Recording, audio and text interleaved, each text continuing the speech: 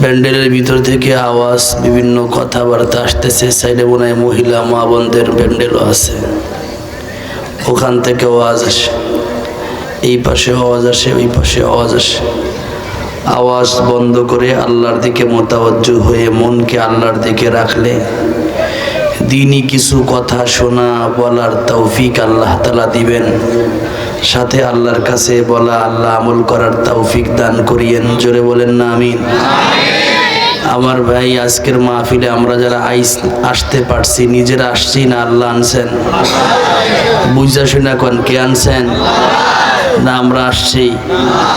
দাওয়াত আরো মানুষ পাইছে কিনা? সবাই আসছে? সকলে আল্লাহ আনছে? আমাদেরকে আল্লাহ আনছে। এজন্য আমাদের মুরব্বীরা বলে, ভাই দিনই মাহফিলে আসার পরে আল্লাহরে বইলা দাও, আল্লাহ আমার গুনাহ মাফ করে দাও। কেন? কারণ এই দিনই মাহফিলে আমি আসি নাই, তুমি আমার আনছো। मैं आया नहीं हो बुलाया गया हो, मैं आया नहीं हो बुलाया गया हो। ও মালিক, আমি এই মাহফিলে আসতে পারি নাই, তুমি আমারে নিয়ে আসছো। আমার মতো হাজার মানুষের কানে মাহফিলের এলান গেছে, দাওয়াত শুনছে, পোস্টার পড়ছে, কিন্তু তারা কেউ আসতে পারে নাই। তুমি আমারে যেহেতু আনছো, আমার জীবনকে পরিবর্তন করে দিবা। আল্লাহ পারে না? পারে না? আল্লাহ গুনাহগার রে আল্লাহর ওলি বানাইতে পারে না? আল্লাহর পারতে কি কষ্ট লাগে? এজন্য দিনই মাহফিলে আসার পরে আল্লাহরে বলে দেওয়া, এ জীবনে না করিলাম বন্দেগি, গুনাহ করে কাটাইলাম জিন্দেগি, গুনাহ করে কাটাইলাম জিন্দেগি। কত গুনাহ করছি মাওলা গোপনে, মাফ করে দেন ও গো আল্লাহ নিজ গুণে। কত গুনাহ করছি আল্লাহ শয়নে, মাফ করে দেন ও গো আল্লাহ নিজ গুণে। তওবা করে আবার তওবা ভাঙ্গিলাম, অবশেষে খাঁটি তওবা করিলাম। চিল্লায় কন্যা আল্লাহুম্মা আমিন। আলহামদুলিল্লাহ। আমার ভাই, রাত্র একেবারে কম না। আমি আপনাদের সম্মুখে সূরা বাকারা থেকে একটা আয়াত তেলাওয়াত করছি, রাসূলের অসংখ্য হাদিস থেকে ছোট্ট একটা হাদিসও পাঠ করছি। আপনারা যদি একটু সুস্থ হয়ে বসেন তাহলে কিছু আলোচনা করার নিয়ত করছি, করব। আপনারা কি সুস্থ হয়ে বসবেন, শুনবেন ইনশাআল্লাহ? তাহলে একটু পরীক্ষা নেই ভাই, ইকো কমায় দেবেন, ইকো চলবে না, আমি পারি না ইকো। একটু পরীক্ষা নিব, তাহলে কে কে থাকবো না বসবো না একটু হাত উঁচা করি, নারায়ে তাকবীর। পরীক্ষা, পরীক্ষায় সবাই পাস করে নাই, কিছু ফেল করছে, ঠিক না? কে কে থাকবো একটু হাত উঁচা করি, নারায়ে তাকবীর। আরো জোরে হবে আল্লাহু আকবার, আর একটু জোরে আল্লাহু আকবার। আল্লাহু আকবার হুজুররা জোরে বলায় কারণ কি জানেন? কারণ শয়তান তো আমাগো বন্ধু। শয়তান মুমিনের কি শত্রু? শয়তান কি মুমিনের শত্রু। তো এই শত্রু তো ভয় পায় আল্লাহু আকবারের আওয়াজ। শত্রু কি ভয় পায়? আল্লাহু আকবারের আওয়াজ। এই আল্লাহু আকবারের আওয়াজ দিলে শয়তান ভাগে, অনেক দূরে পালায়া যায়। কত দূরে? আল্লাহু আকবারের আওয়াজ যত দূর যায় শয়তান তার আগে যায়। দেখছেন না আপনারা? দেখেন নাই? শয়তান যে আল্লাহু আকবারের আওয়াজ পাইয়া ভাগে, দেখছেন? দেখেন নাই? অনেকে তো দেখছে, দেখছে তো, আমি দেখছি, আপনারাও দেখছেন, এই যে অনেকে দেখছে, অনেকেই দেখে, আপনিও দেখেন, কিন্তু মনে নাই। আল্লাহু আকবারের আওয়াজ যখন মসজিদ থেকে আসে তখন কুকুর ঘেউ ঘেউ করে কিনা? জোরে কোন করে? এটা দেখছেন তো? এটা কেডা কে দেখছে? কে কে দেখছেন? আতুচা করেন তো। শয়তান যে ভাগে সবাই দেখছে। কারণ আল্লাহু আকবারের আওয়াজ কুকুরের কানে, শয়তানের কানে গেলে শয়তান ভাগতে চায়। কিন্তু বাংলাদেশ তো মসজিদের দেশ। বাংলাদেশ কিসের দেশ? জোরে বলেন না। মসজিদের দেশ। সব জায়গায় চতুর্মুখী মসজিদ, আলহামদুলিল্লাহ, সব জায়গায় মসজিদ। এত মসজিদ, যখন আজানের সময় হয় তখন বিভিন্ন মসজিদ থেকে একসাথে আজান শুরু হয়ে যায়। শয়তান তো মহল্লায় ধোঁকা দেওয়ার জন্য আসে। আজানের আওয়াজ আল্লাহু আকবার, এটা তো শয়তানের জন্য বোমা। তো শয়তান পালাইতে যায়। কেমনে পালাবে? দক্ষিণ পাড়ার শয়তান ডিউটি করতে গেছিল। শয়তানের নাম জানেন নাকি? নাম কি? বাবার নাম পরিচয় জানে না। শয়তানের নাম কি? বাবার নাম? বাবার নাম হলো জিলবিস, মায়ের নাম খবিস, নিজের নাম ইবলিস। এটা পুরা পরিচয় জানা গেল। এই শয়তান তো ভাগে, পালাইতে চায়, কিন্তু লাভ কি? ওর ডিউটি ছিল উত্তর পাড়ায়। উত্তর পাড়ার মুয়াজ্জিন সাহেব আজান দিছে, ও দক্ষিণ পাড়ার দিক দৌড় দিছে। দক্ষিণ পাড়ার মুয়াজ্জিন সাহেব কি বসে আছে না আজান দিতেছে? ও পালাইতে চায় পূর্ব পাড়ায়, দেয় পূর্ব পাড়ার মুয়াজ্জিন সাহেব আজান দিছে। পূর্ব পাড়ার তাও দক্ষিণ পাড়ায়, পশ্চিম পাড়ায় পালাইতে চায়, দেয় পশ্চিম পাড়ার মুয়াজ্জিন সাহেব আজান দিছে। ধরা খেয়ে গেছে না? শয়তান কই যাইবে? এই জন্য শয়তান চিপা খুঁজে। চিপা রোড চিনেন? চিপা পথ। এই শয়তানের চিপা রোড হলো দুইটা। কয়টা? একটা হলো আজানের সময় যে সমস্ত মা বোনের চুলের খোপা খালি থাকে, কাপড় থেকে, কাপড় দ্বারা আবৃত থাকে না, উন্মুক্ত থাকে, ওই খোপায় ঢুকে যায়। তো যে সমস্ত মা বোনের চুলের খোপার মধ্যে শয়তান বেশি টাইম দেয়, ওই সমস্ত মা বোন শয়তানের খারাজিল কি হয়ে যায়। ঠিক নেই? আর একটা জায়গা চিপা, এটা হলো গিয়া কুকুর। কুকুরের পিছনের রোড আছে তো, চিনেন? দরজা। এই পিছনের দরজা দিয়ে ভিতরে ঢুকে। যখন পিছনের দরজা দিয়ে ভিতরে ঢুকে তখন তো ওই শয়তান কামড়া কামড়ি শুরু করে, অর্থ জ্বালা পোড়া শুরু হয়ে গেছে। ও তো স্থির না। এই কারণে কুকুর মসজিদের মাইকের দিকে তাকায়া আওয়াও করে, ঠিক না? সাধারণ মুসল্লিরা কয়, রে কুকুর, আল্লাহর নাম নয়, এও বুঝুস না? আল্লাহর নাম লইতেছে, তারপরও তুই ঘেউ ঘেউ করস। আরে আল্লাহর নাম নেওয়ার সময় ঘেউ ঘেউ করতে হয় না। কুকুরের ভাষা নাই, বেচারা কেমনে বুঝাবে? নচেত বুঝাই তো, দোস্ত আল্লাহর নাম আমি বুঝি না, তুমি আমারে বুঝাও। জোরে বলেন ঠিক কিনা? কিন্তু ঘেউ ঘেউ তো আল্লাহর নাম শুনা করি না। এই আল্লাহর নামের অ্যাকশনে শয়তান আমার পেটের মধ্যে জ্বালা পোড়া শুরু করছে, এই জন্য আমি ঘেউ ঘেউ করি। বুঝেন নি কথা? তো শয়তান যে আল্লাহু আকবারের নাম শুনলে ভাগে, দেখছেন তো? সবাই দেখছেন তো? তাহলে যত শক্তি আছে সমস্ত শক্তি দিয়ে একটু জোরে আল্লাহু আকবার বলতে রাজি আছি। এই সাগরের দূরে সরাই দিতে চাই, ওপারে বঙ্গোপসাগরের ওপার পাঠাই দিতে চাই। একবার আল্লাহু আকবার বলে রাজি আছি কে কে? সবাই তো ইনশাআল্লাহ। সব দিয়া দেব ইনশাআল্লাহ। আল্লাহ যা দিছে সব দিয়ে আল্লাহরে ডাক দিয়া দেখাই দেব, আল্লাহ তুমি যা দিছো সব দিয়ে দিলাম। জোরে বলেন ঠিক না বেঠিক? তাহলে জোরে হবে আল্লাহু আকবার, আর একবার আল্লাহু আকবার। আলহামদুলিল্লাহ, শয়তান নাই, ওয়াজ করা যাবে। ঠিক আছে না ইনশাআল্লাহ? আমি আপনাদের সম্মুখে আল্লাহর রসুলের একটা হাদিস তেলাওয়াত করছি। আমি চাইতেছি হাদিসের আলোকে কিছু কথা বলতে, কিন্তু তার আগে কোনো কথা বলা যাবে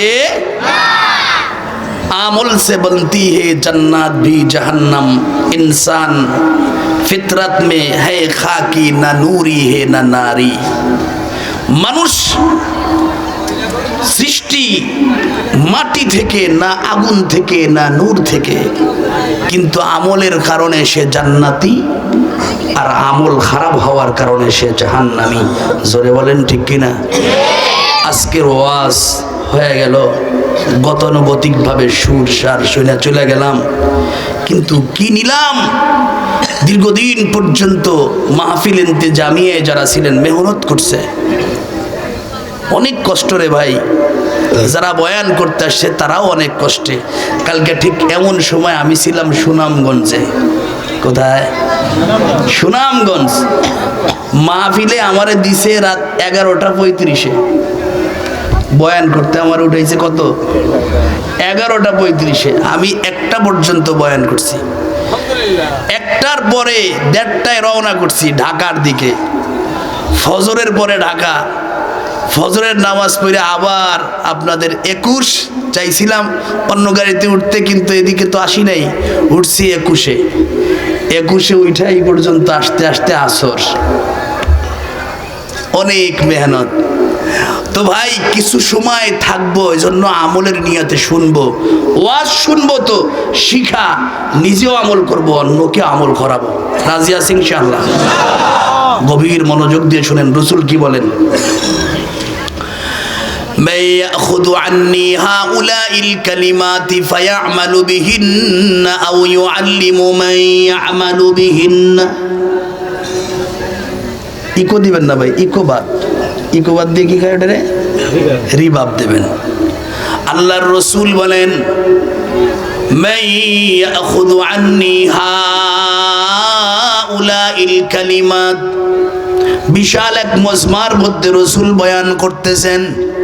কে বয়ান করে? রসুলের নাম কি? মুহাম্মাদুর রাসূলুল্লাহ সাল্লাল্লাহু আলাইহি ওয়াসাল্লাম।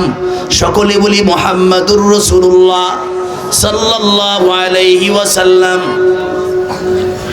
এমন বয়ান করতে যে আল্লাহর রসুল বলেন মান ইয়াখুযু আন্নী হাউলাইল কালিমাত। কে আসো আমার কাছ থেকে কিছু কথা লইবা। ইকো কে? আমার কাছ থেকে কিছু কথা শুনবা, কথার উপরে আমল করবা। কে আসো? রসুল বলে আমার কথা শুনবা, আমার কথা শুনে আমার কথার উপরে আমল করবা। কে আসো? এবং তাকে জানায়া দিবা যে আমার এই কথাগুলোর উপরে আমল করবে। আল্লাহর রসুল যখন বললেন কে আসো, আমি রসুল থেকে কিছু কথা শিখবা, তার উপরে আমল করবা, এবং তাকে শিখাইবা যে আমল করবে, তাকে শিখাইয়া দিবা। কে আসো? এই শর্তে। আল্লাহর রসুল যখন কথা বললেন, আল্লাহর রসুলের সামনে একজন সাহাবী দাঁড়ায় গেলেন, হযরত আবু হুরায়রা রাদিয়াল্লাহু তাআলা আনহু। আল্লাহর রসুল বলেন, হযরত আবু হুরায়রা বলেন, কুলতু আনা ইয়া রাসূলুল্লাহ। সুবহানাল্লাহ।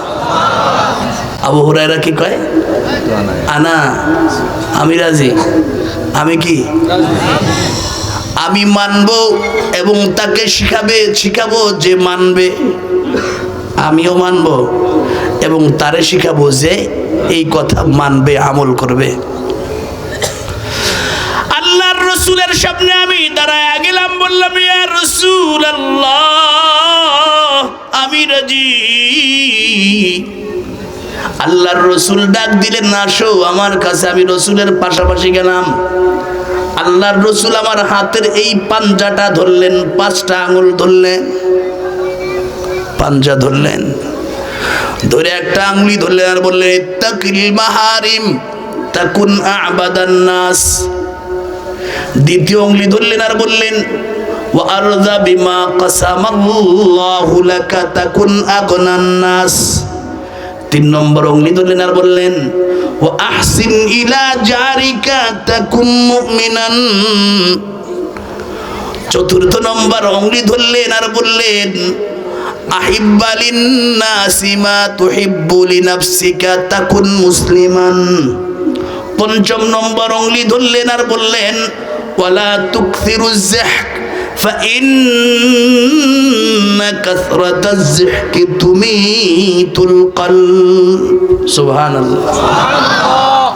পদ্ধতি, এই পদ্ধতি যে পদ্ধতি আল্লাহর রাসূল এক একটা আঙ্গুলি ধরলেন আর বললেন, ভাই ক্লিয়ার করেন আওয়াজটা, বাইরের মাইকের সাউন্ডটা ডাবল আই তাই বাইরের সাউন্ডটা আই ডাবল। রাসূল যে পদ্ধতি অবলম্বন করলেন, এই পদ্ধতিটা কি আগের যুগের পদ্ধতি মনে হয় না আধুনিক পদ্ধতি মনে হয়? জোরে কর না। রাসূল 5টা কথা বললেন, 5টা আঙ্গুলি ধরলেন, আঙ্গুল ধরলেন কয়টা? কথা বললেন কয়টা? 5টা কথায় 5টা আঙ্গুল ধইরা বলে দিয়েছেন। মুখস্থ থাকতে সহজ না কঠিন? সহজ না। তাহলে এটা কি করলেন রাসূল? রাসূল এমন এক পদ্ধতিতে 5টা কথা শিখাইয়া দিলেন যে পদ্ধতিটা ছিল ডিজিটাল। জোরে বলেন ঠিক কিনা?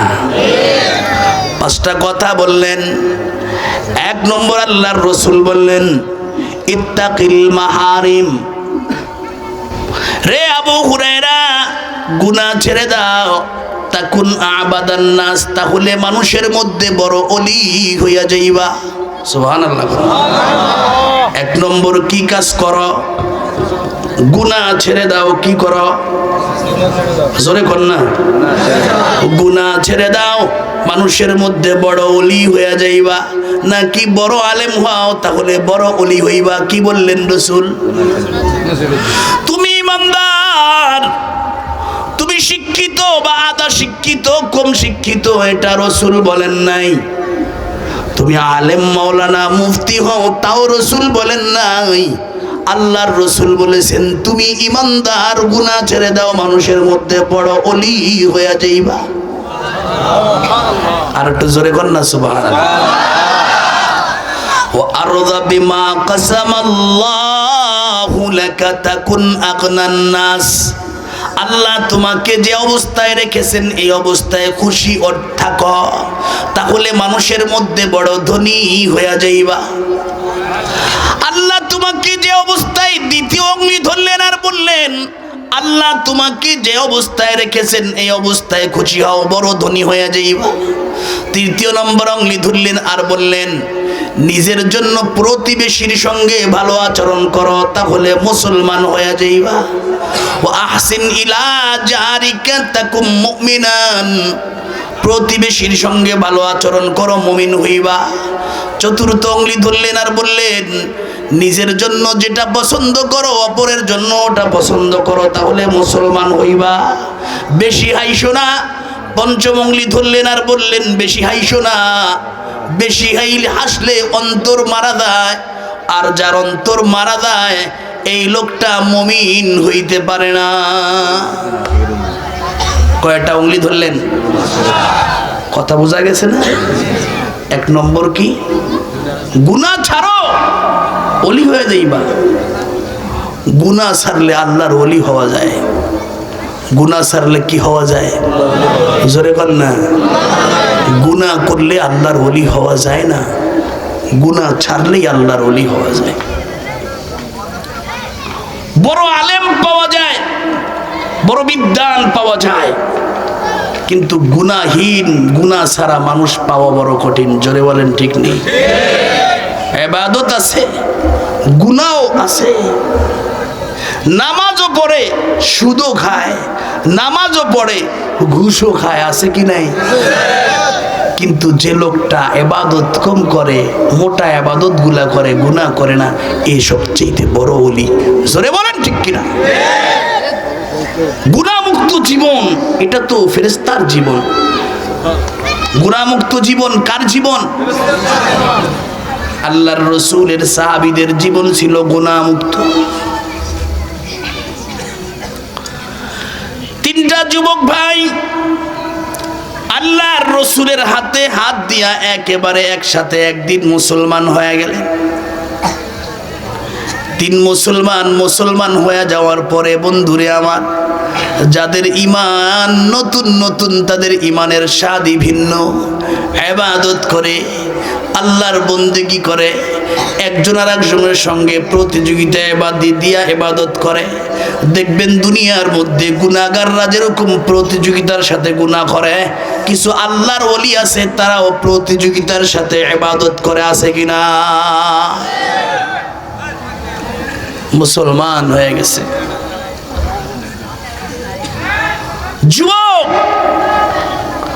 যুবক যদি ভালো হয় সমাজ ভালো হয়ে যাবে, যুবক যদি খারাপ হয় সমাজ খারাপ হয়ে যাবে। জোরে বলেন ঠিক কিনা? এই তিন যুবক মুসলমান হয়ে যাওয়ার পরে একদিনও জামাত কাদা করে নাই। কি কাদা করে নাই? না নামাজ, জামাত নামাজ না কি জামাত কাদা করে নাই। নামাজ কাদার তো প্রশ্নই আসে না। জামাত ত্যাগ করে নাই, রাসূলের পিছনে নামাজ পড়তেন। আল্লাহর রাসূল এলান দিলেন, রে যুবকেরা, সাহাবারা, বহুদূরের যুদ্ধ, রোমদের সঙ্গে যুদ্ধ হবে, প্রস্তুতি গ্রহণ করা। সাহাবীরা প্রস্তুতি গ্রহণ করলেন।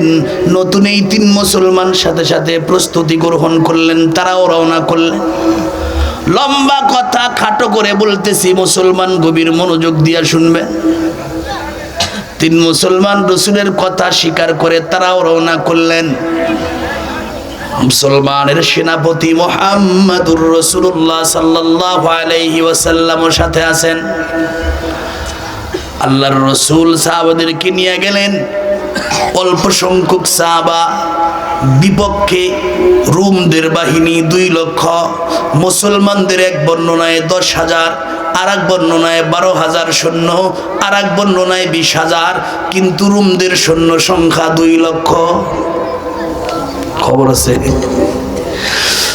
সেনাপতি সংবাদ পাওয়ার পর বলল, অল্প সময় যুদ্ধ হলে মুসলমানদেরকে নাস্তানাবুদ করে দেওয়া যাবে, কোনো টেনশন নাই। এক সকাল যুদ্ধ হলে মুসলমানরা ধ্বংস হয়ে যাবে, কিন্তু এক সকাল তো দূরের কথা, এক দুপুর যায় মুসলমান পরাজয় বরণ করার কোনো কথাই নাই। সুবহানাল্লাহ। বিকেল গড়ায় রাত, পরের দিন চলে যায়, তারপরও মুসলমানের পরাজয় নাই। সেনাপতি বাদশার কাছে সংবাদ পাঠায় দিল, রে বাদশা, আমরা মনে করছিলাম এক সকাল যুদ্ধ করে মুসলমানদেরকে ধ্বংস করে আমরা রাজ্যে চলে আসব, এখন দেখি সময়ে যত যায় আমাদের সংখ্যা, সৈন্যর সংখ্যাই কমে, মুসলমানদের সংখ্যা তেমন কমে না। আর একটু জোরে বলেন না সুবহানাল্লাহ।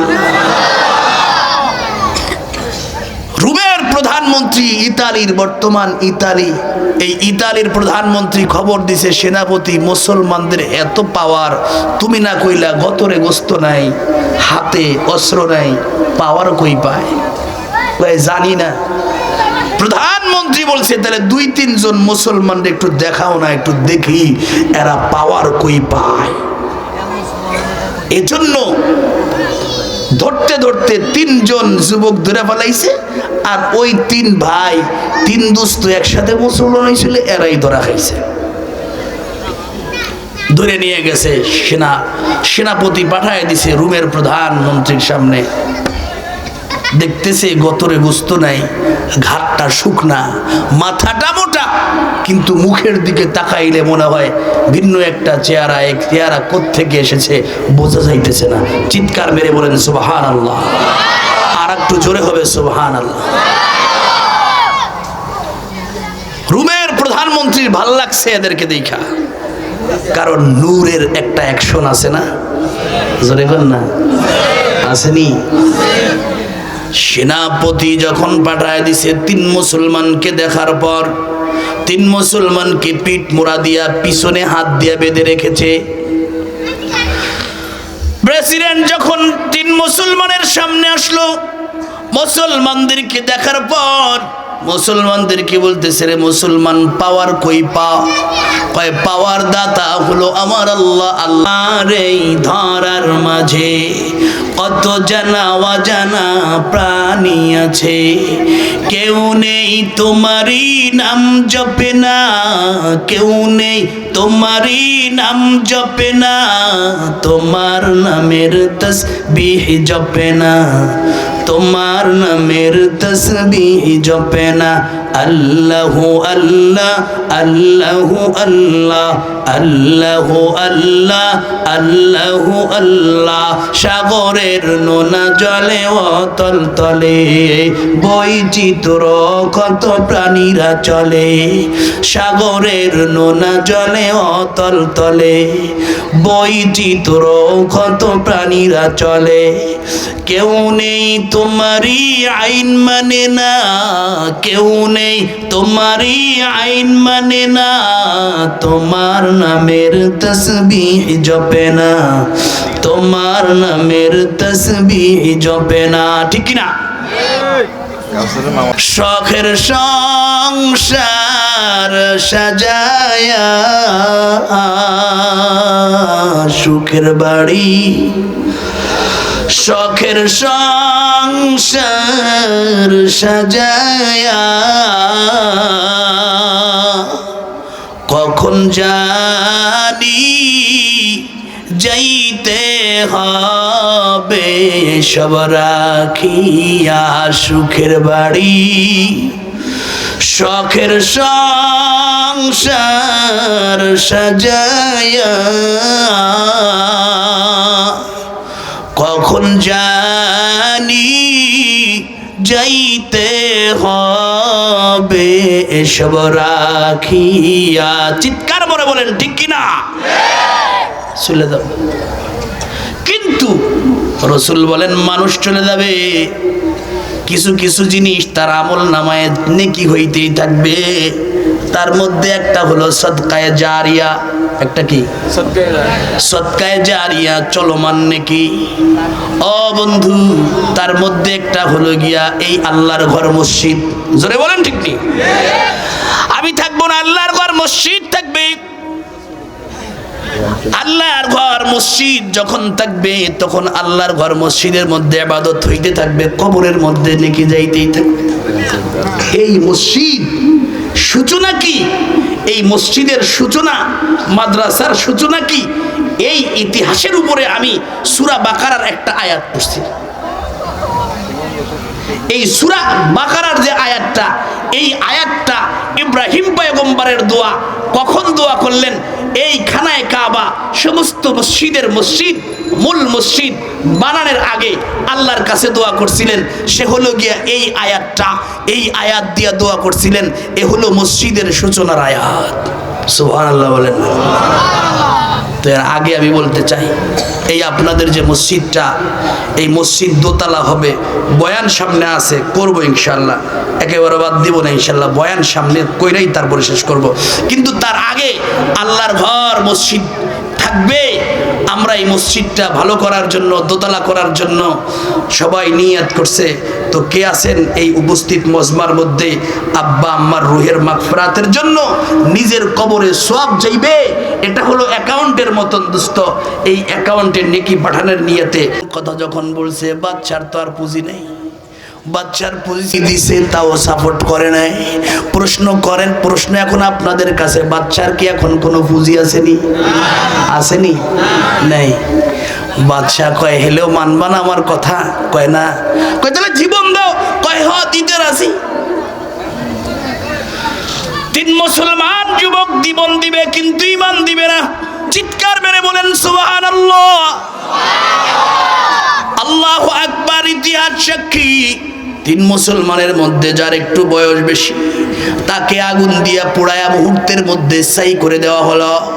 বাকি দুইজন মুসলমান মাঝে মাঝে উপরের দিকে তাকায়, আবার জমিনের দিকে তাকায় আর কান্না করে। রাষ্ট্রপ্রধান মনে করছে মুসলমান ভয় পেয়ে গেছে, এজন্য কান্না করতেছে। প্রেসিডেন্ট বলতেছে, রে মুসলমান, যদি আগ থেকে তোমার ভুলটা বুঝতে পারতে তাহলে তোমাদের এক ভাইকে হারানো লাগতো না।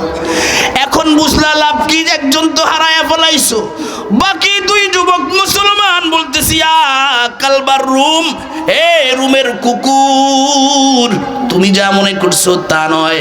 আমরা দুনিয়ার জীবনের মায়ায় কাঁদতেছি না, আমরা আফসোসে কাঁদতেছি। মালিককে কান্দে বুঝাই দে, মালিক একসঙ্গে তিন ভাই ইমানদার হইলাম, একই সঙ্গে তিন ভাই রসুলের পিছনে নামাজ পড়লাম, একই সঙ্গে তিন ভাই তোমার রাস্তায় জিহাদে আসছি, একই সঙ্গে তিন ভাই তোমার রাস্তায় দান খয়রাত করতাম। কিন্তু মালিক, আমার এই বড় ভাইটা কেমন কপালওয়ালা হইল, আমাদেরকে রেখে সে আগে তোমার জান্নাতের মালিক হয়ে গেল। এই আফসোসে কান্দি, এই আশায় কান্দি, জীবনের ভয়ে নয়, জীবনের মায়ায় নয়, জান্নাতে আগে যাইতে পারলাম না কেন, এই কারণে। সুবহানাল্লাহ। রাগ হয়ে গেছে, আর একজনকে মারা ফেলাইছে। এখন ছোটটা আছে, রাষ্ট্রের প্রধান পাদ্রী দৌড় দিয়া কয়, বাদশাহ গো, কোটি কোটি জনতা, কোটি কোটি তোমার দেশের মানুষ, এতগুলা মানুষের রাজা তুমি, মাত্র তিনজন মুসলমান যুবক মুসলমানের কাছে পরাজয় হচ্ছে, ব্যাপারটা কি বুঝতেছ? তোমার কথা বাস্তবায়ন হচ্ছে না, মাত্র তিনজন যুবক, এরা তাদের কথার উপরে তারা ইন্তেকাল করতেছে, জীবন দিতেছে, তোমার কথা কেউ মানে না। কয়, হ তাই তো, আমি তো আসলেই পরাজয় বরণ করলাম। জোরে বলেন ঠিক নেই? তারা তো আসলেই বিজয় বরণ করতেছে, করতে করতে দুইজন বিজয় হয়ে গেছে, পাশ করছে, একজন বাকি আছে। এই জয় যদি পাশ করে তাহলে আমি তিনজনের কাছেই ফেল। কথা কন ঠিক না বেঠিক? এই তিনজন ফেল করলো, দুইজন ফেল করলো না পাশ করলো? পাশ করছে। প্রধান পাদ্রী বলে, আর সামনে দৌড়ায় না, রে আমার কাছে ছেড়ে দাও, দেখি তোমার মনের মতো বানাইতে পারি কিনা। কেমনে বানাইবা? তুমি চাও বেঈমান বানাইতে, তোমাদের ধর্মে আমাদের ধর্মে আনতে, তাদের ধর্ম থেকে, এটাই তো কয়। হ্যাঁ কয়, তাহলে দেখি চেষ্টা করে পারি কিনা। কয়, কেমনে চেষ্টা করবা? কয়, আমার কাছে পুরা বিশ্বের মধ্যে একটা সুন্দরী মেয়ে আছে, আমার কন্যা, যে কন্যাকে স্বয়ং তোমার ছেলে বিবাহের প্রস্তাব দিয়েছে, তারপরও দেই নেই। কয়, হ, এত সুন্দরী দেখিনি, এই সুন্দরী মেয়ে দিয়ে আর একটু বেঈমান বানানো যায় কিনা। দিছে। বাচ্চা কয়, রাজি হয়ে গেলাম। সুযোগ পায়া পাদ্রী বলতেছে, রে বাচ্চা, যদি তোমার কথা মতো একে বেঈমান বানাইতে পারি লাভ কি? বাদশাহ খুশিতে কয়, পুরা রাষ্ট্রে পার্টিশন করে দিলাম, পুরা রাষ্ট্রের এক ভাগের বাদশা তুমি হইবা, আর এক ভাগের বাদশা আমি হইব। কয়, রাজি? কয়, রাজি। বাদশাকে বলতেছে, প্রধান পাদ্রী, আমারে 40 দিন সময় দাও। মানুষের পরিবর্তন হইতে 40টা দিন লাগে। কয় দিন? কয়, দিলাম 40 দিন।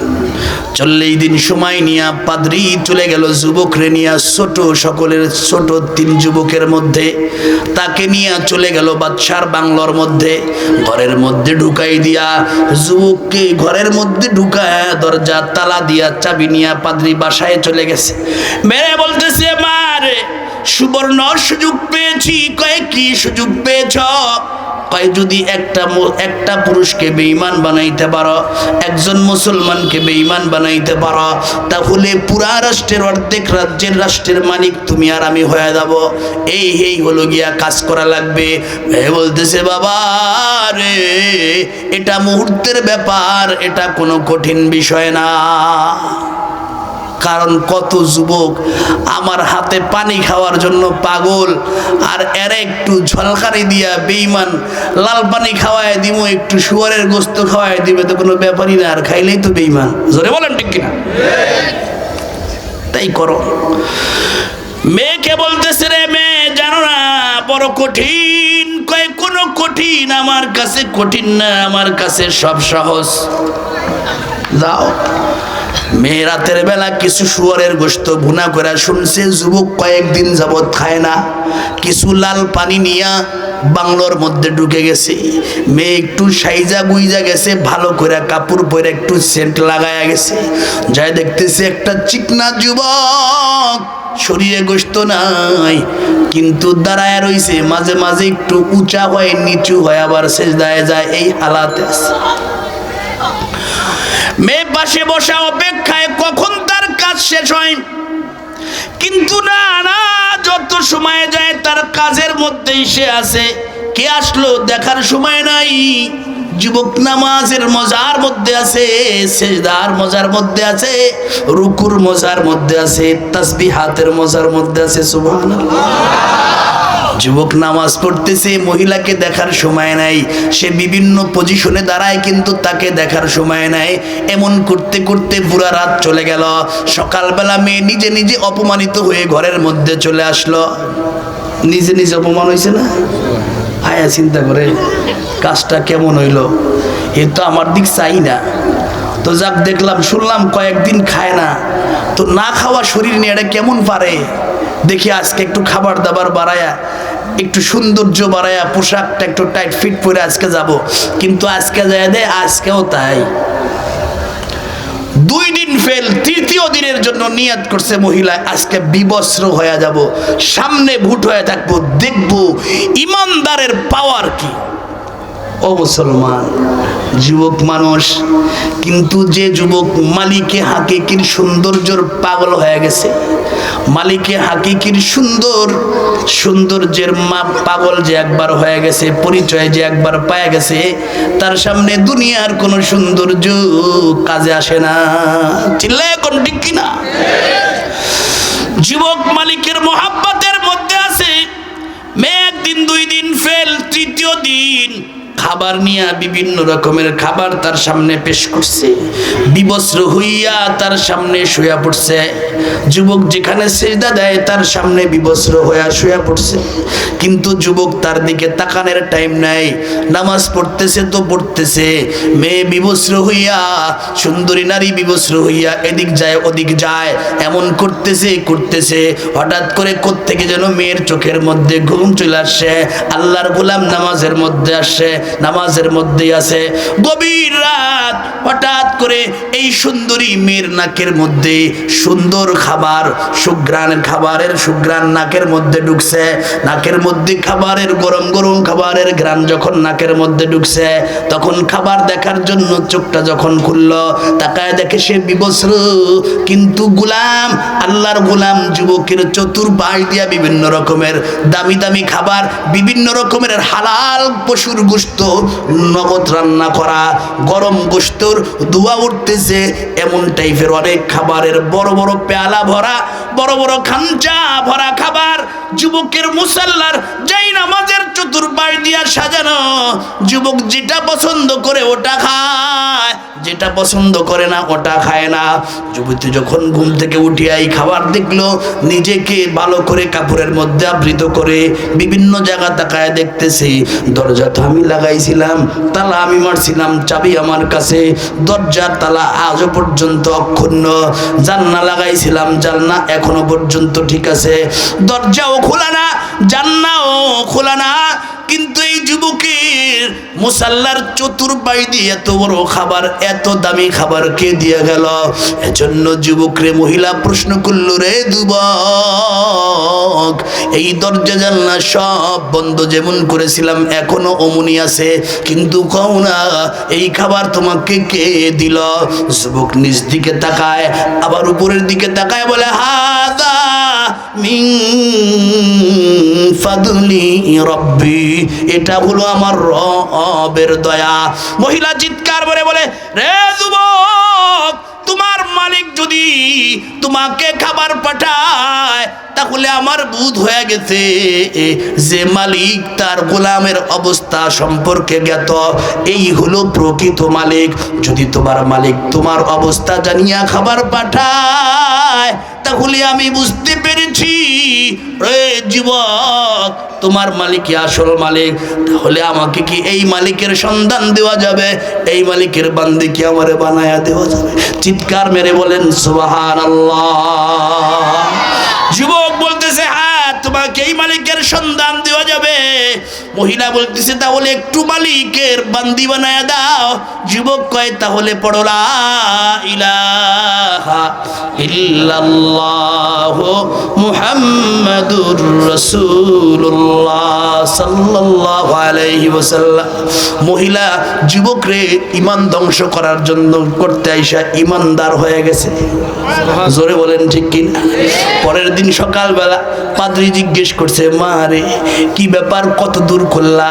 মেয়ে বলতেছে, বাবা রে রাতের বেলা এমন এমন কাহিনী ঘটছে, 3 দিনের কথা তোমারে বললাম, 3য় দিনের কাহিনী এমন ঘটেছে। মেয়ে বলল, বাবা রে 3য় দিন যে কাহিনী ঘটেছে আমি আর নিজেকে কন্ট্রোল করতে পারি নাই। আমি এই যুবকের জালে ধরা খায়া আমি এই যুবকের মালিকের বান্দি হয়ে গেছি।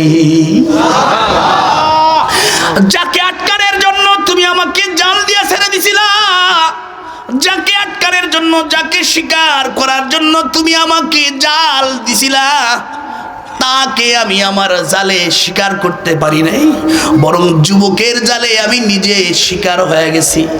এই হলো তার কাহিনী। মেয়ের মুখ থেকে যখন শ্রবণ করলো যুবকের কথা, পাদ্রী বলতেছে, মা রে বাস্তবিক কাজ করেছো, ঠিক কাজ করছো, কারণ এই যুবক হলো গিয়া প্রকৃত মালিকের গোলাম। তুমি আমার একমাত্র কন্যা, তুমি যেহেতু মুসলমান হয়ে গেছো, আমি তাই লাভ নাই, আমিও মুসলমান হয়ে যাই। যুবকের কাছে লও, যুবকের কাছে যায়, বাবাও মুসলমান, মেয়েও মুসলমান। এখন তো যতদিন যায় 40 দিন হইলেই বাদশা জিজ্ঞেস করবে। যুবককে এক রাতের বেলা পাদ্রী বলতেছে, বাবারে 40 দিন হয়ে গেলে আমরা আর এখানে থাকতে পারবো না, ধরা খায়া যায়। অতএব এই 40 দিন হওয়ার আগে এখান থেকে পালায়ন করা দরকার ঈমান নিয়া। তাহলে কেমনে পালায়ন করব? কয় শুনো, আমি 3টা উট বা ঘোড়া কিনা রাখছি, 3 জন রাতের বেলা পালায়া যাব।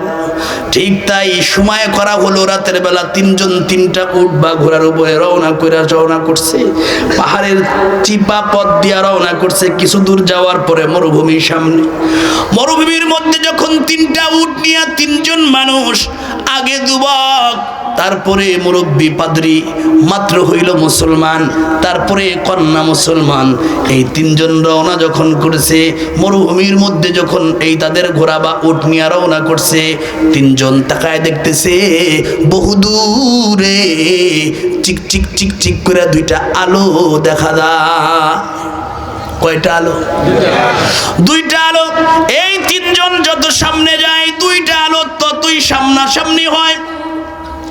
একেবারে কাছাকাছি যখন এসে গেল, যুবক দেখতেছে ওই 2টা আলো আসলে প্রকৃত আলো নয়, এই 2টা আলো হলো তার আগের 2 ভাই। আল্লাহ বলেন, ওয়ালা তাকুলু লিমান ইয়ুকতালু ফি সাবিলিল্লাহি আমওয়াত বাল আহইয়া। আল্লাহ কয় যারা আল্লাহর জন্য যারা জীবন দেয় তাদেরকে তোমরা মৃত বলো না, কারণ তারাই হলো প্রকৃত জীবিত। জোরে বলেন ঠিক কিনা? 2 ভাই কইতেছে রে ভাই, কইতেছে রে ভাই, তাহলে শুনো। এই যুবক ছোট ভাই বলতেছে, রে ভাই রে তোমরা কোত্থেকে আসলা? সুবহানাল্লাহ, তোমরা কোথা থেকে আসলা? তোমরা না চলে গেলা?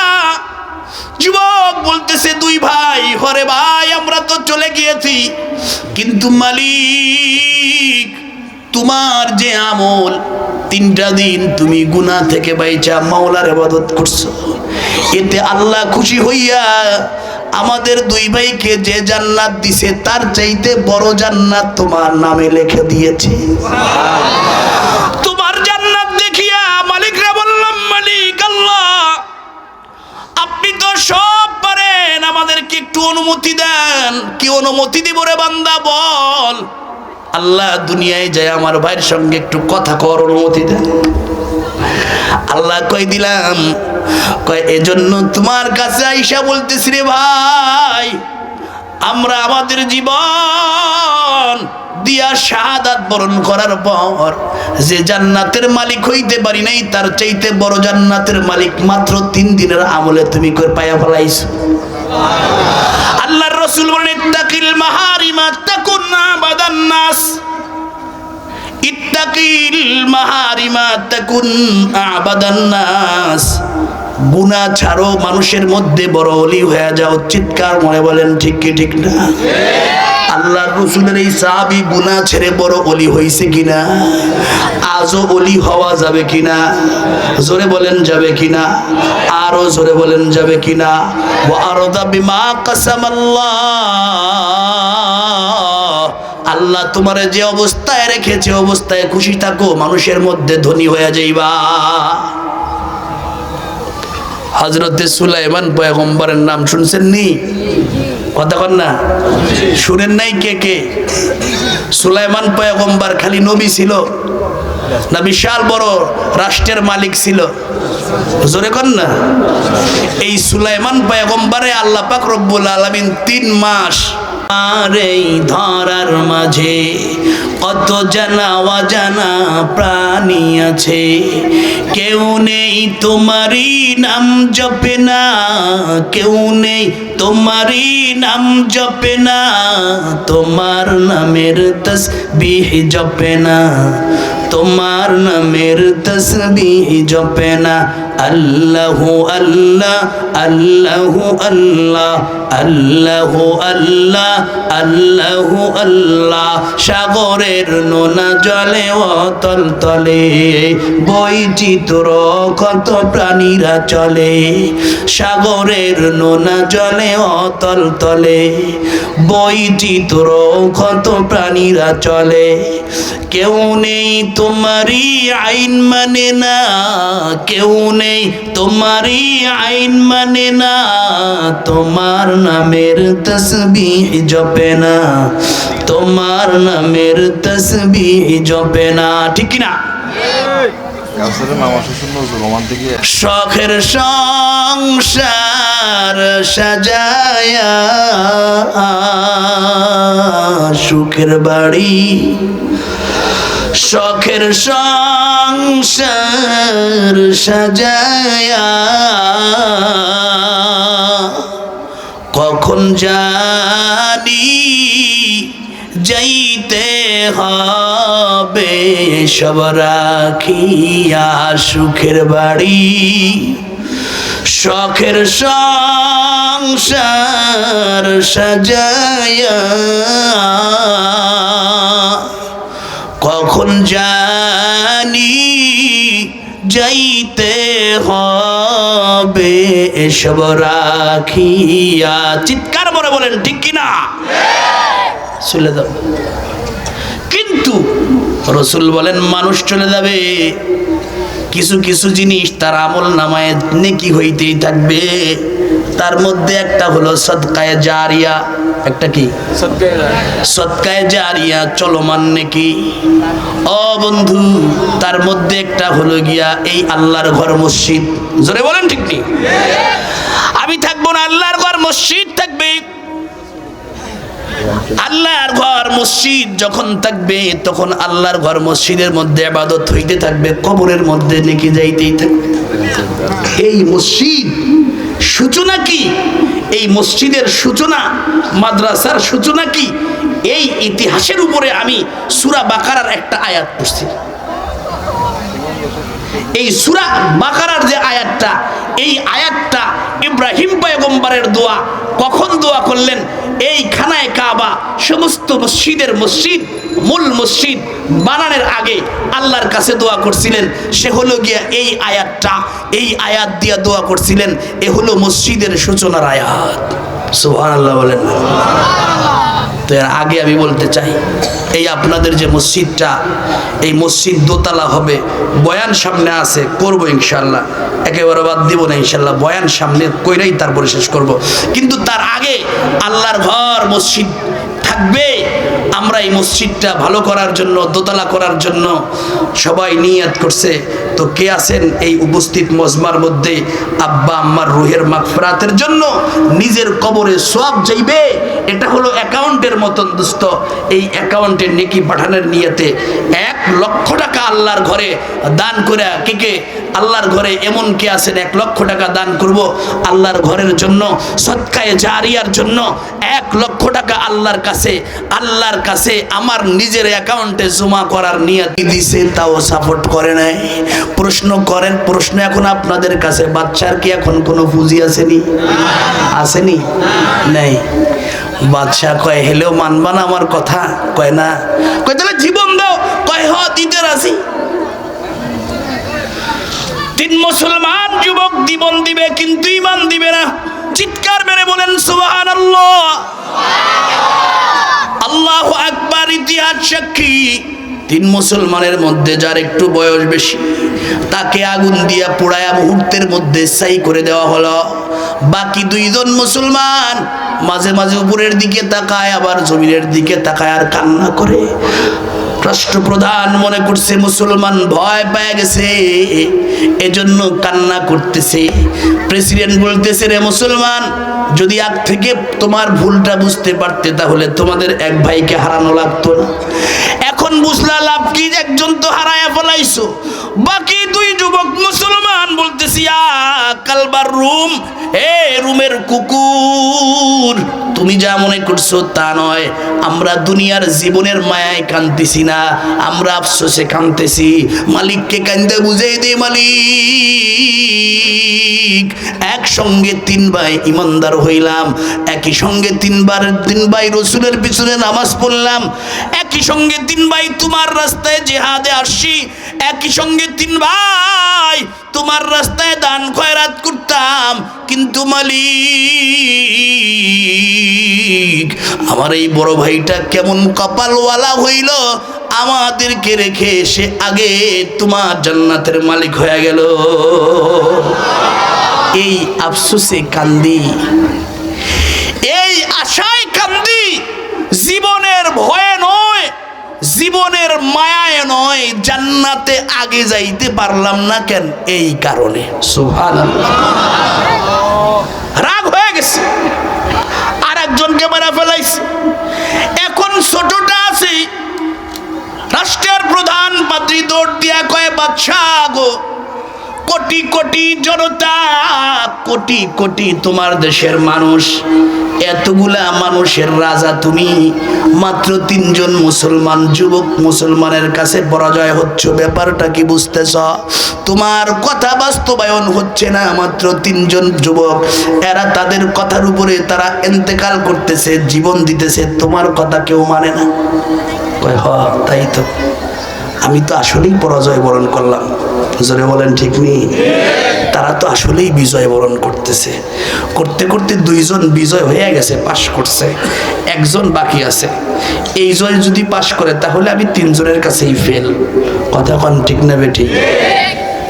এই 3 জন ফেল করলো, 2 জন ফেল করলো না পাশ করলো? পাশ করছে। প্রধান পাদ্রী বলে, আর সামনে দৌড়ায় না, রে আমার কাছে ছেড়ে দাও, দেখি তোমার মনের মতো বানাইতে পারি কিনা। কেমনে বানাইবা?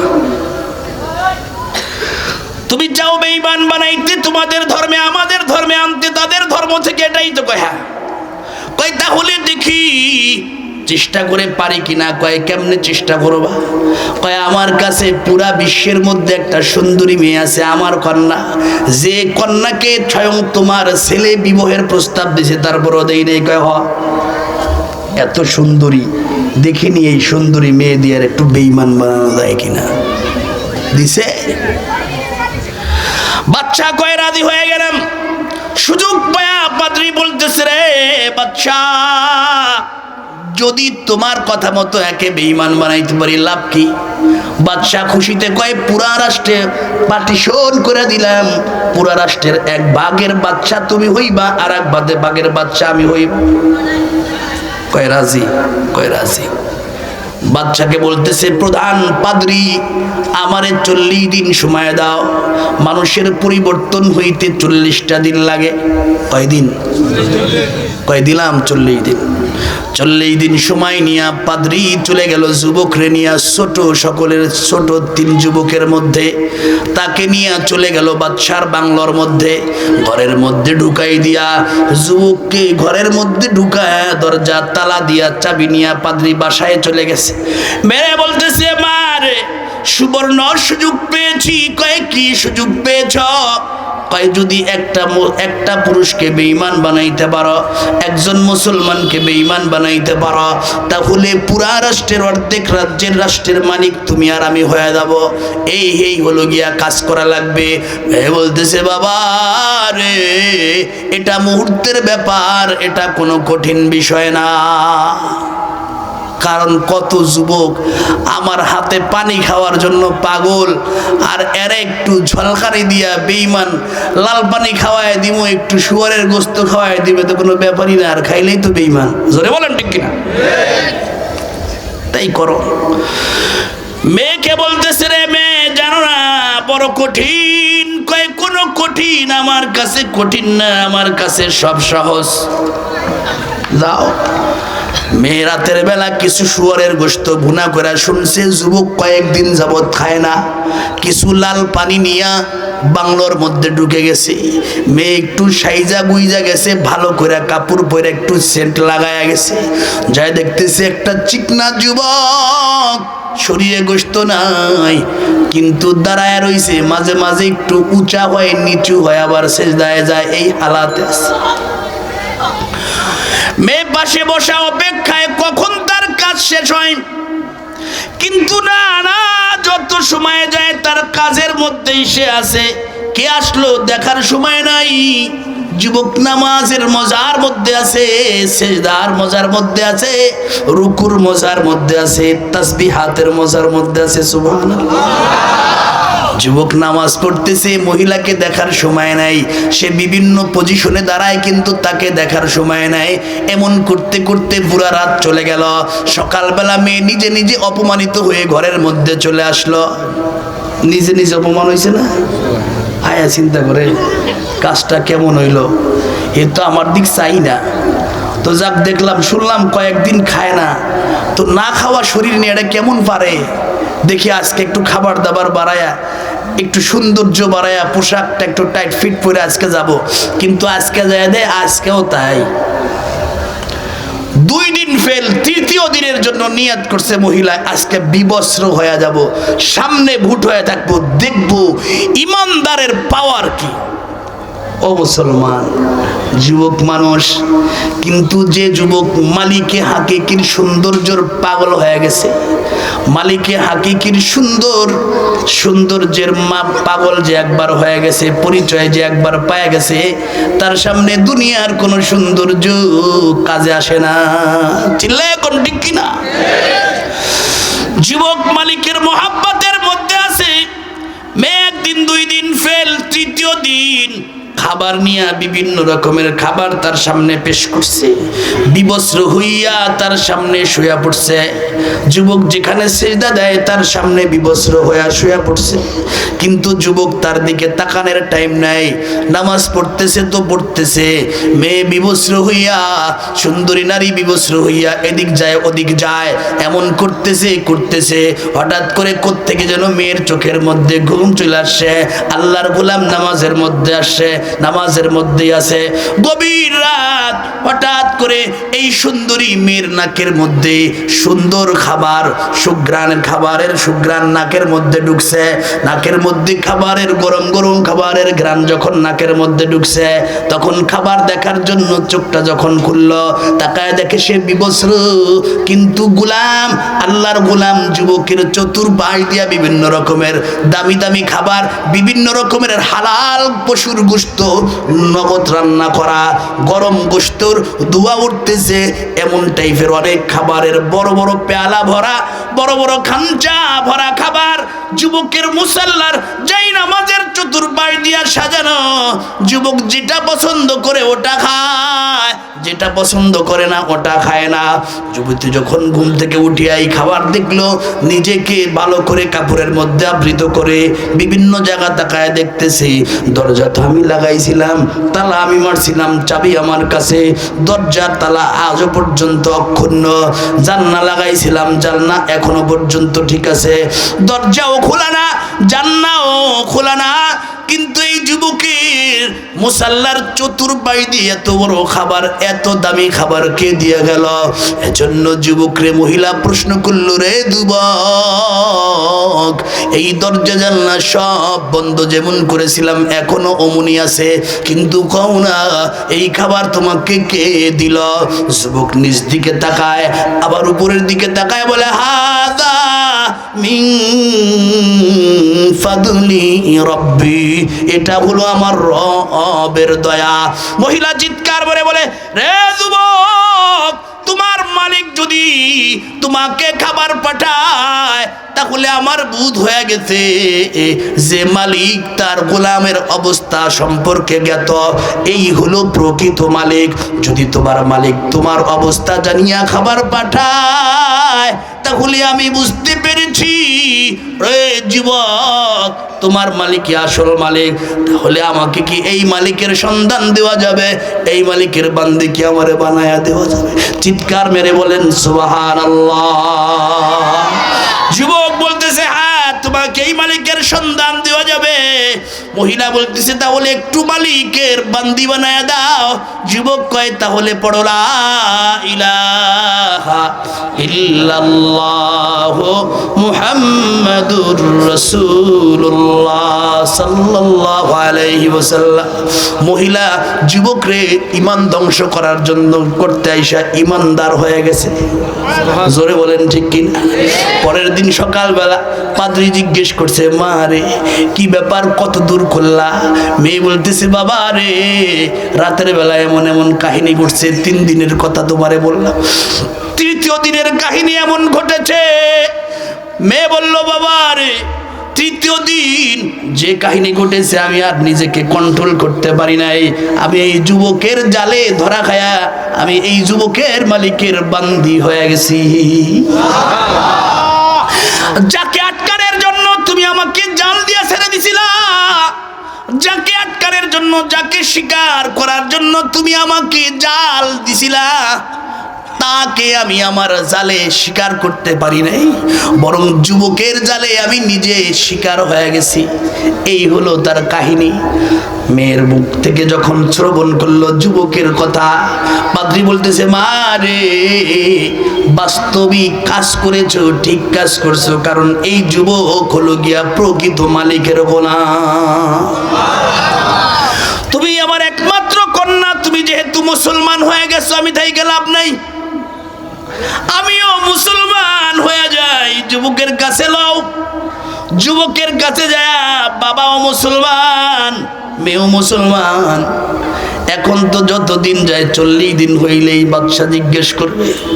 যুবককে এক রাতের বেলা পাদ্রী বলতেছে, বাবারে 40 দিন হয়ে গেলে আমরা আর এখানে থাকতে পারবো না, ধরা খায়া যায়। অতএব এই 40 দিন হওয়ার আগে এখান থেকে পালায়ন করা দরকার ঈমান নিয়া। তাহলে কেমনে পালায়ন করব? কয় শুনো, আমি 3টা উট বা ঘোড়া কিনে রাখছি, 3 জন রাতের বেলা পালায়া যাব।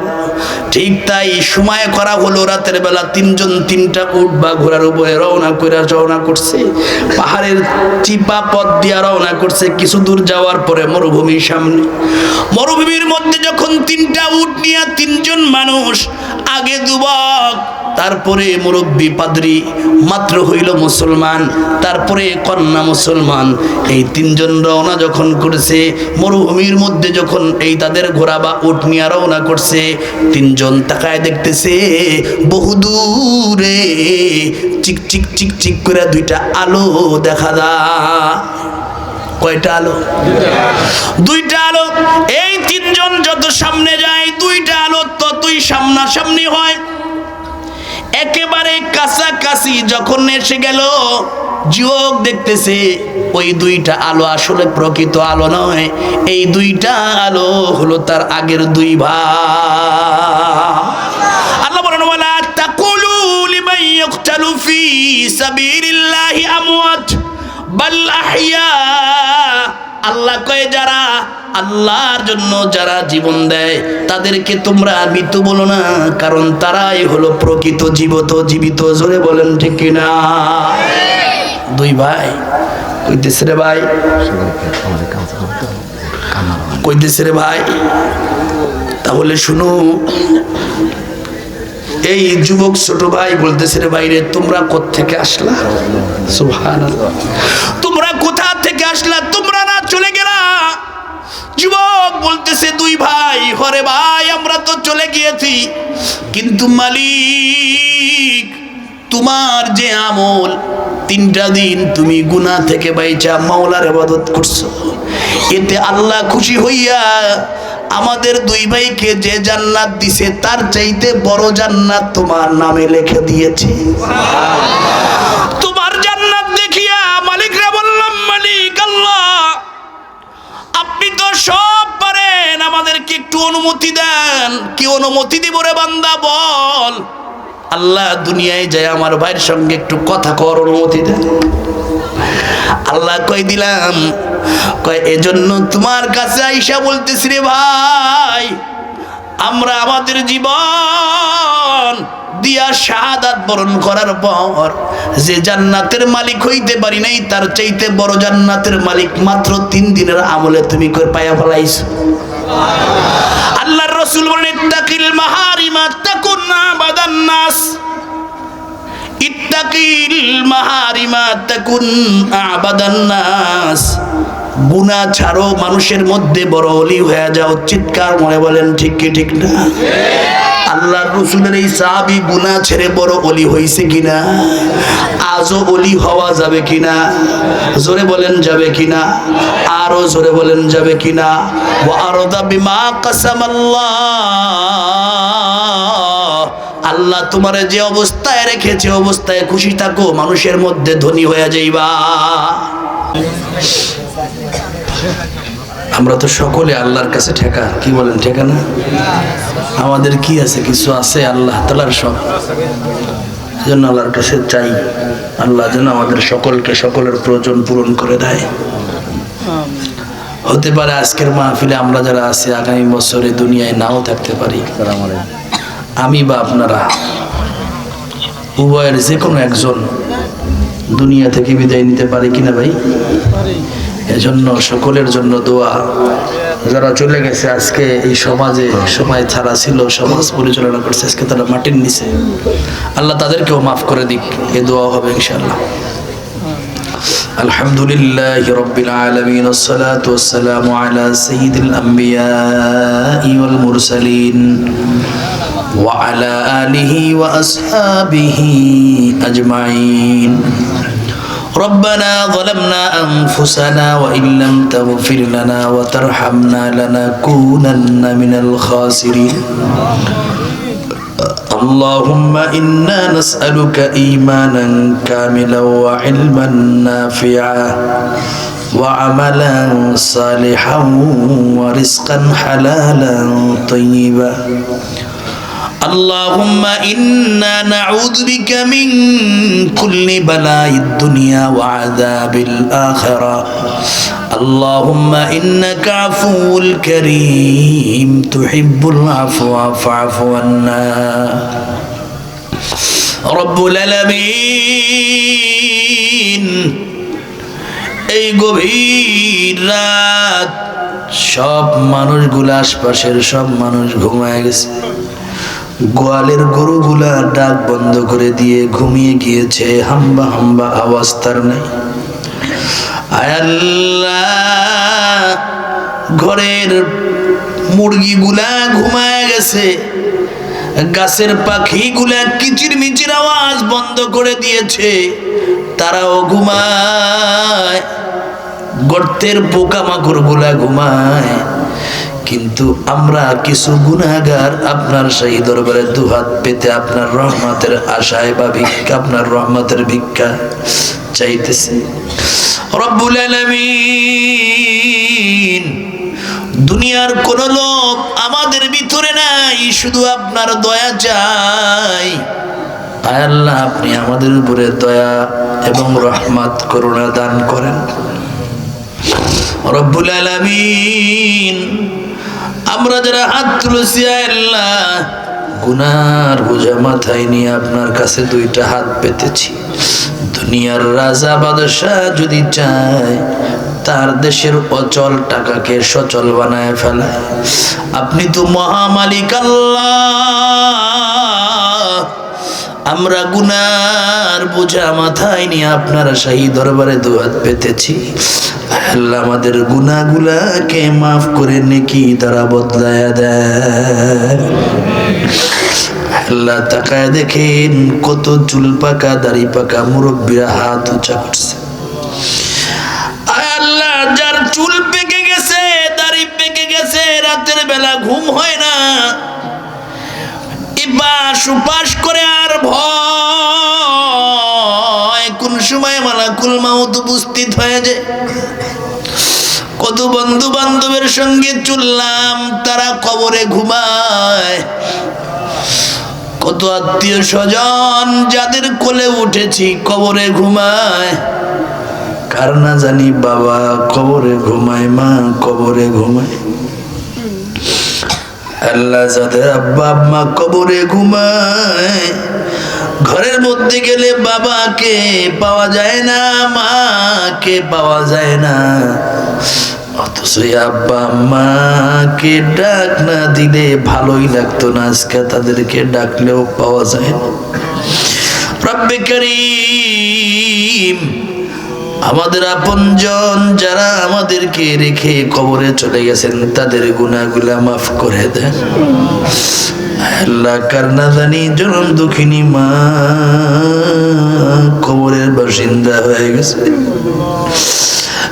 আল্লাহ, আব্বা আম্মা যাদের কবরে, আব্বা আম্মাকে মাফ করে দেন। আব্বা আম্মার কবরকে জান্নাতের বাগান বানায়া দাও। তোমার রসুল বলে, বাবা মা যদি কবরে যায় সন্তানদেরকে ডাকে আর বলে, তু তওয়াঙ্গার গশতিয়ে আজমালে মা, তু তওয়াঙ্গার গশতিয়ে আজমালে মা, ये दमा गाफिल शुदी अद आलिमा।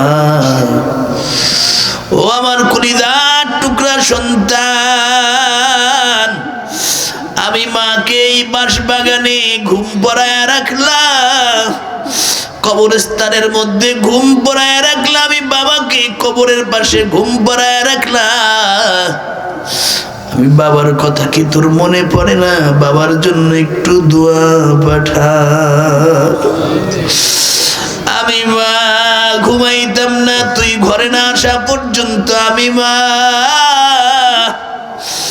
অপেক্ষা করতাম কোন সময় আমার কলিজার টুকরা সোনার মানিক বুকের ধন বাড়িতে আসবে আর আমারে ডাক দিবে। সবাই ঘুমায় যাইতো, আমি ঘুমাইতাম না, তোর চিন্তায় বসে থাকতাম। তুই আসলে আমি রাতের বেলা ঘুমাইতে যাইতাম। অনেক বাবা আফসোস করে আর বলে, ও সন্তান, কত ঈদ গেল, তোমাকে কাপড় চুপড় দেওয়ার কারণে আমি আমার সেরা লুঙ্গিটা পরিবর্তন করার মতো সমর্থন ছিল না, তা দিয়ে ঈদের নামাজ পড়লাম। তোমাকে ভালো কাপড় পরাইয়া তোমাকে খুশি করাইলাম। বাবারে, আমি আজকে কবরে ঘুমাই, আমার কথা কি তোর মনে নাই? আয় আল্লাহ, যাদের আব্বা আম্মা কবরে ঘুমায়, আব্বা আম্মার গুনাহগুলাকে মাফ করে দেন। আব্বা আম্মার কবরকে জান্নাতের বাগান বানায়া দেন। আব্বা আম্মার কবরকে জান্নাতের বাগান বানায়া দেন। ইয়া রাব্বাল আলামিন, ইয়া আরহামার রাহিমিন, ইয়া আল্লাহ।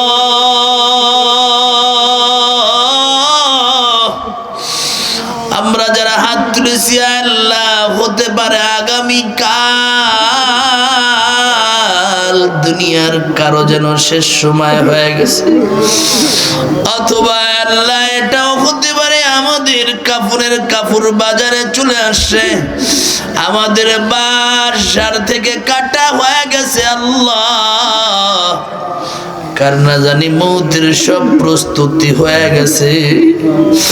ইয়া আল্লাহ,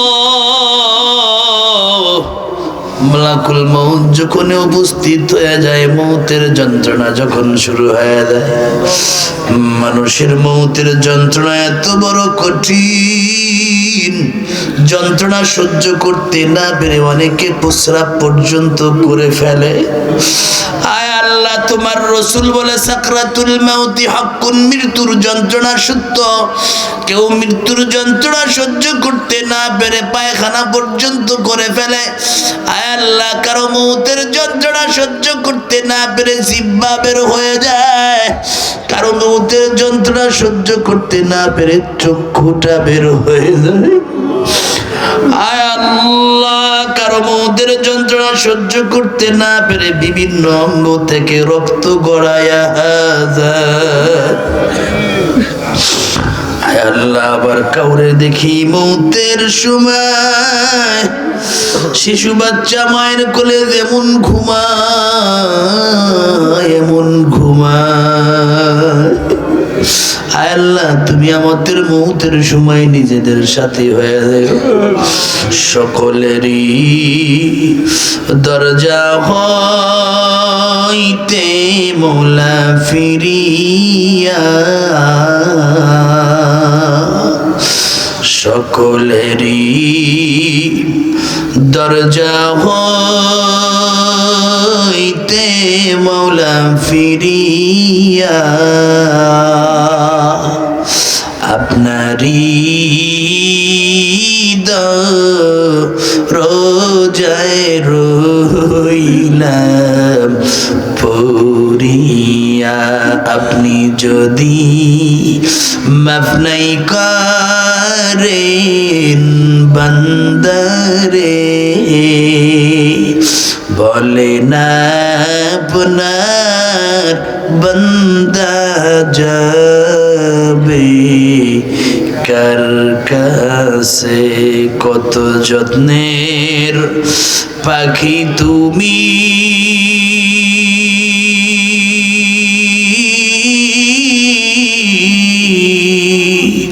কাজল বারণ টিয়া,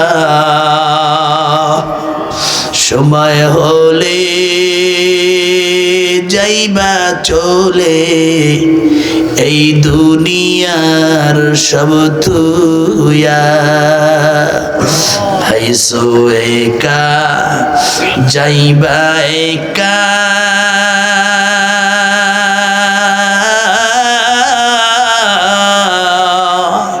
সঙ্গে কেহ যাইবে না।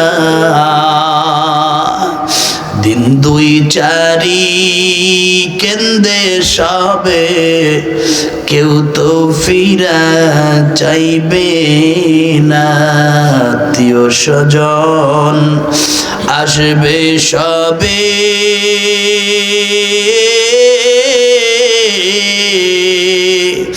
দেখিতে তোমার লাশ, সাজাইতে তোমার বাসর, কাটবে সোপের কাঁচা বাস। আত্মীয় স্বজন আসবে সবে,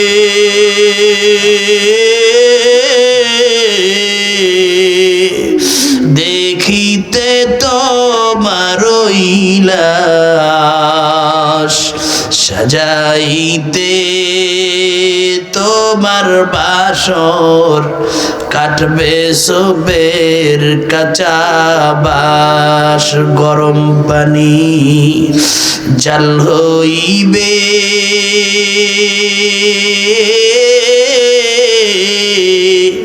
তোমার গোসলেরই লাগিয়া।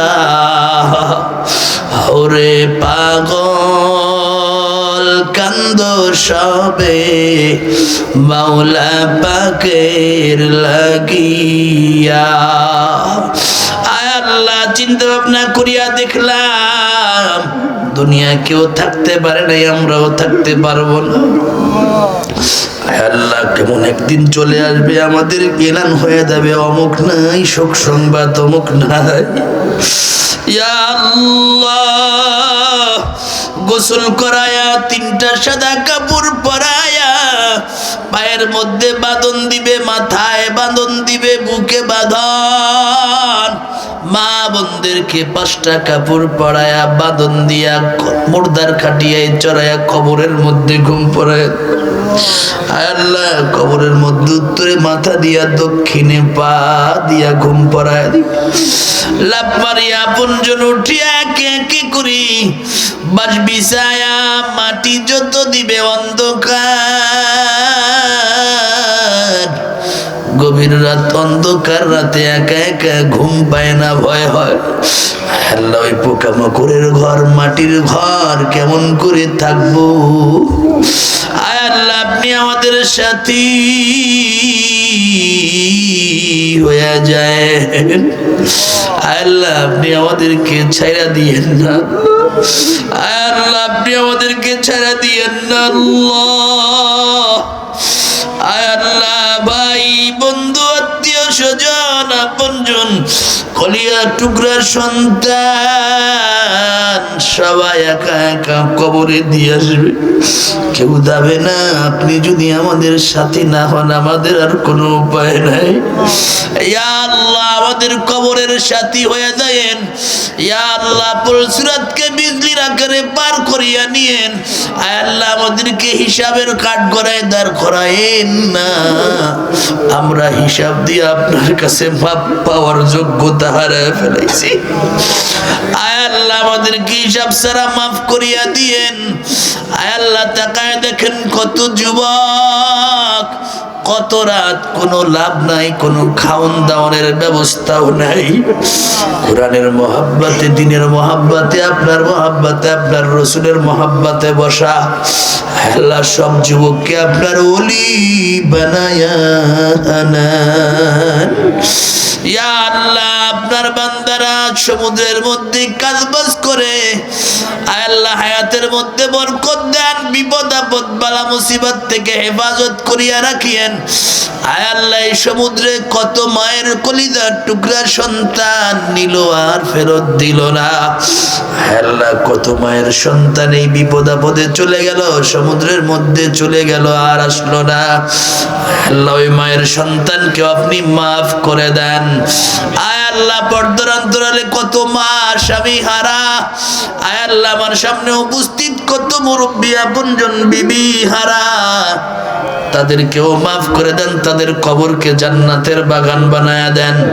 এই গ্রামের অত্র অঞ্চলের আশপাশ দিয়া যত মুর্দা ঘুমায়, আয় আল্লাহ, যত কবরস্থানের কবরবাসীরা আছে প্রত্যেকের কবরে আর সওয়াবের হাদিয়া পৌঁছায় দেন। ইয়া আল্লাহ, আজকের মাহফিলকে কবুল করে নেন। মাহফিলে যারা পয়সা দিয়া, শ্রম দিয়া, সময় দিয়া, বুদ্ধি দিয়া, মেহনত করে যে যেভাবে বয়ান করে বয়ান শুনে সহযোগিতা করলো, প্রত্যেককে আপনি দিনের জন্য কবুল করে নেন। ইয়া আল্লাহ, অনেকের আব্বার জন্য দোয়া চেয়েছে, অনেকের বাবার জন্য দোয়া চেয়েছে। আল্লাহ, চেয়ারম্যান সাহেবের আব্বা আম্মার জন্য দোয়া চেয়েছে, আজকের সভাপতি সাহেবের আব্বার জন্য দোয়া। আল্লাহ, এমন করে অনেকের বাবা, যাদের বাবা ঘুমায় খবরে, তাদের জন্য দোয়া চেয়েছে। আয় আল্লাহ, যারাই যত দোয়া চেয়েছে প্রত্যেকের আপনজন আব্বা আম্মা যারা কবরে ঘুমায়, তাদের কবরে আর সওয়াবের হাদিয়া পৌঁছায় দেন, তাদের কবরকে জান্নাতের বাগান বানায়া দেন। অনেকের দাদা দাদি নানা নানি কবরে ঘুমায় গেছে, শ্বশুর শাশুড়ি কবরে ঘুমায় গেছে, তাদের কবরে আর সওয়াবের হাদিয়া পৌঁছায় দেন। আল্লাহ, আবুল কালাম চেয়ারম্যান সাহেব অসুস্থ, রব্বি করিম সুস্থ বানায়া দেন।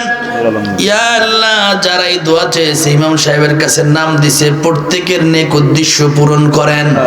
ইয়া রব্বাল আলামিন, আমার আব্বা কবরে ঘুমায় গেছে, আল্লাহ আমার আব্বাকে জান্নাতুল ফিরদাউসের মালিক বানায় দেন।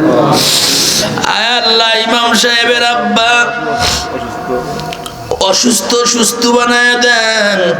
আমার আব্বার মতো যারা কবরে ঘুমায় গেছে, আয় আল্লাহ, বাবা সব সন্তানের জন্য বাপ মার চাইতে বড় ওলি আর কেউ হয় না। আয় আল্লাহ, দুনিয়ার মধ্যে সামান্য একটা কথা মানুষের সামনে বলার যোগ্যতা আমার ছিল না। আল্লাহ, তোমার দিন শিকার মতো যোগ্য আমি না, কিন্তু আমার বাবার দয়ার কারণে, দোয়ার কারণে আজকে তুমি বিভিন্ন জায়গায় ঘুরাও। আল্লাহ, আব্বা কবরে ঘুমায় আছে হেফজখানার সামনে মসজিদের পাশে। আল্লাহ, বাবাকে মাফ করে দাও, বাবার কবরকে জান্নাতের বাগান বানায়া দাও। আল্লাহ, আমরা এক সময় কবরে চলে যাব, আমাদের সন্তানরা যেন আমাদের জন্য দোয়া করতে পারে, এরকম সন্তান প্রত্যেকের ঘরে ঘরে দান কর। আল্লাহ, দুনিয়া থেকে বিদায় নিব, আমাদের মউত যেন রমজান মাসে জুমার দিনের, রমজান মাসে জুমার দিনে জুমার নামাজের দ্বিতীয় রাকাতের দ্বিতীয় সিজদায় যেন হয়। আল্লাহ, আমাদের মউত তো হবেই, আমাদের মৃত্যুটা যেন জুমার দিনে, রমজান মাসের জুমার দিনে জুমার নামাজের মধ্যে দ্বিতীয় রাকাতের দ্বিতীয় সিজদায় যখন জবান দিয়ে বের হবে সুবহান রাব্বি।